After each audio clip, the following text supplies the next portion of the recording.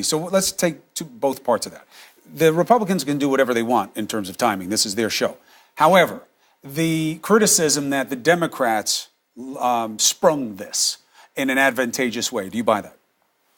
Listen, I don't know how it got leaked, which forced her to move forward on that. Safe to assume the Republicans did leak. Well, I don't know where. I don't know how the memo moved around. Right. So I just can't speak on that. I do believe, however, that we have to all take a step back and be respectful of Professor Ford. This is not only, if it is true, a sexual assault, it is a childhood sexual assault. And if you have never been the victim of a childhood sexual assault, everybody needs to calm down and take a step back. Stop asking why she didn't say anything. I was victim of a childhood sexual assault, right? Not news. I wrote it in my book 4 years ago. First time I told somebody was 17 years later. A stranger. Next time I told somebody was 2 years after that. Next time I told somebody was 8 years after that. It was 37 years before I told everybody in the world in a book. You can't, I understand how if this happened to her, she could remember everything in that room and not the day. I don't remember the day. I know it was in my home, so that's the only way I know where it is. I don't remember the day. I don't remember who else was in my family must have been there because it's our home. But when we start asking these ridiculous questions about why didn't she say something, she became a professional and adult. I was a columnist at the New York Times and nobody knew a thing. Didn't say a word.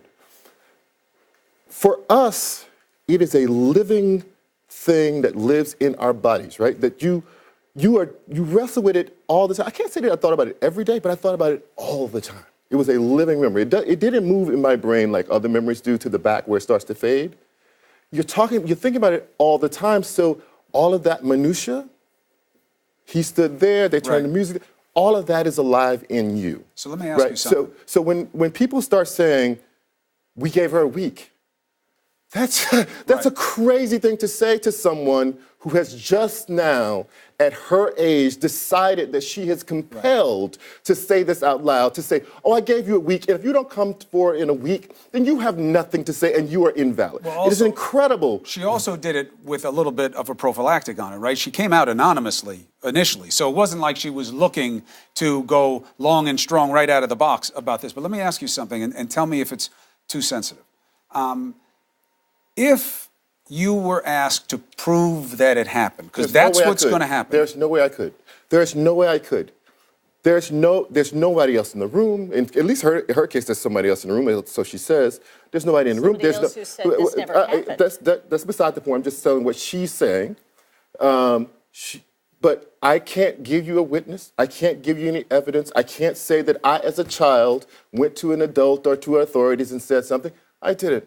It is traumatic. It is you're constantly trying to figure out, as you said in the break, did I do something wrong? Is somehow this my fault? Why was I there? Could I have done something in the middle of it to make it stop? How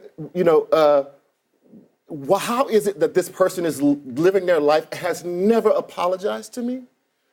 What would I say to that person if I saw them in person again? I haven't seen this person in 30-something years.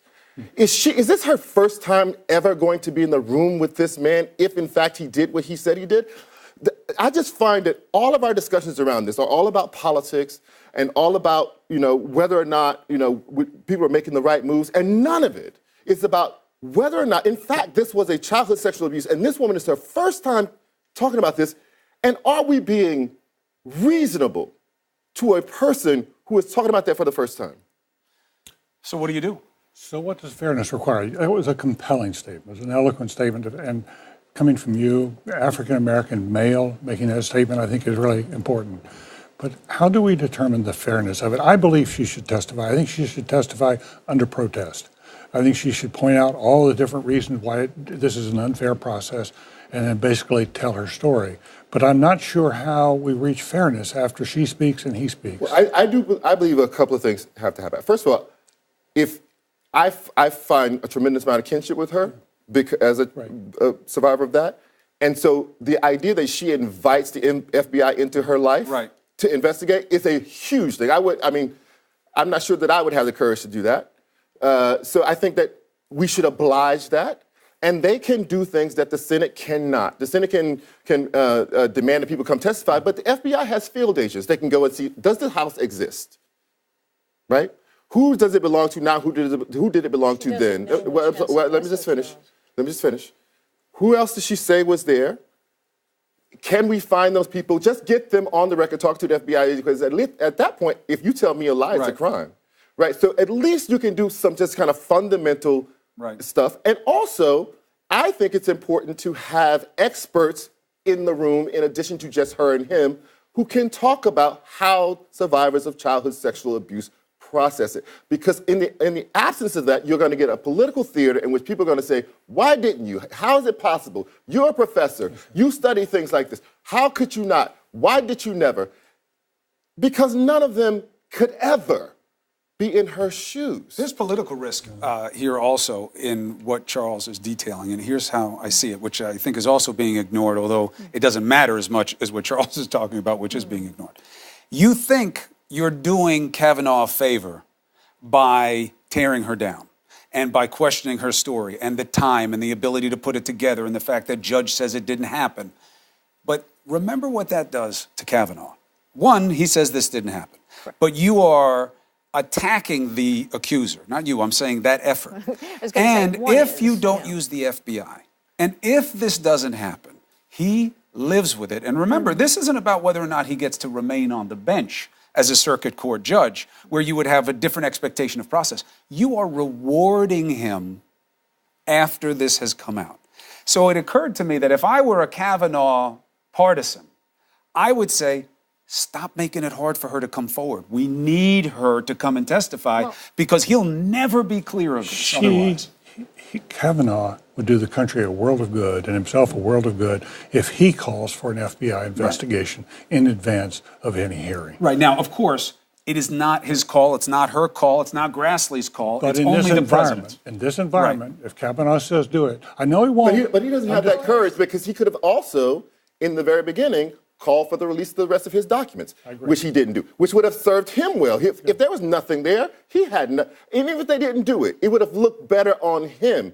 There's a reason that his approval rating to be confirmed is the lowest since Bork, who didn't get confirmed, because it does look shady. It does look shady to hide a bunch of documents. It does look shady to dump at the last minute. It does look shady to have someone come forward and the president be able to initiate an FBI investigation and not do it. But it does look shady. That he is concerned because he knows what's in the documents, whereas in this case, he says he has nothing to hide. Well, I mean, I don't know what he's concerned about and why he doesn't want the American people to know about those things. Charles, he offered to speak immediately about, even absent Dr. Blasey's testimony, either in private, in a closed session, without him present. I think the Senate Judiciary Committee even offered to go to California to talk with Dr. Blasey.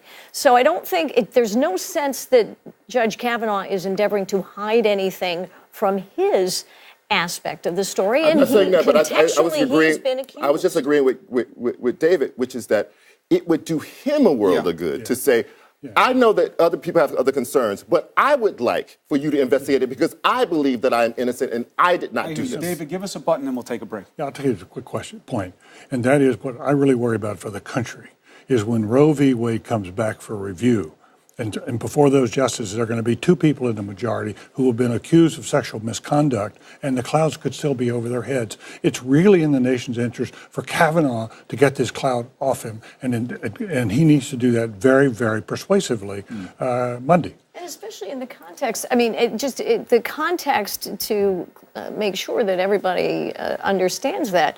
The context surrounding Judge Kavanaugh is that he has had by all accounts, a spotless life. I mean, this is what we do know about him, as is amply documented. I'm not seeking to denigrate Dr. Blasey. But we just cannot have a Supreme Court where a third of all the men on that court has been accused of sexual misconduct, and we have not done a thorough investigation. And of course, the accusation is only as good as its sufficiency, and that's why we have to vet it.